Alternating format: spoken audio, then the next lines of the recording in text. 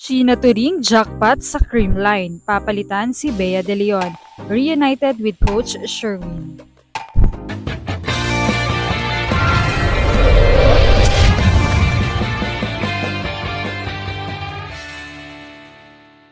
What's up, Volleyball Nation? Welcome back to my YouTube channel. Narito ako para magbigay sa inyo ng updates tungkol sa mundo ng volleyball. Pero bago yan, don't forget to subscribe and hit the notification bell para updated ka sa aking mga videos. Naganap na nga ang ikalawang PBL draft kung saan nagsama-sama nga ang mga aspiring volleyball players mula sa iba't ibang liga, UAAP, NCAA at mula sa iba't ibang lokal at probinsya. Ang black and white color team nga ay kinulayan na ng mga teams matapos nilang piliin ang mga draftees na makatutulong sa kanilang team. Samantala ay huli namang pumili pero jackpot pa rin ang Creamline dahil tigit si Sheena Turing na naging overall 12 pick ng Full Smashers.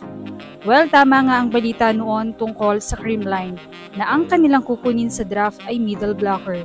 Dahil hindi nababalita nga na hindi muna maibababad si Bea De Leon dahil mayroon itong minor injury.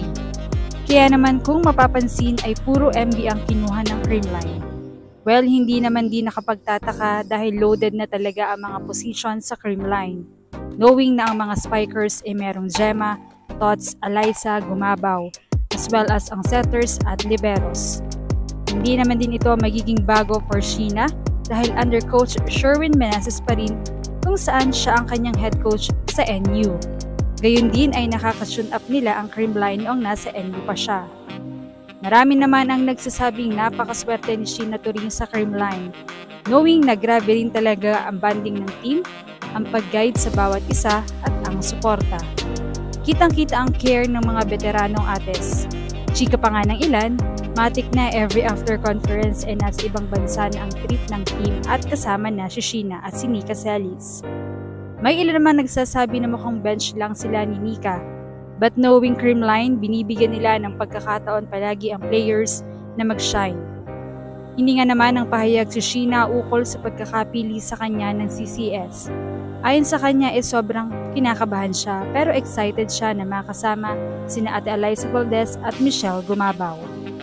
Ilan nga sa mga komento, Sheena may not have played in the Season 87 finals under Coach Sherwin with NU, but bigger things await with Creamline.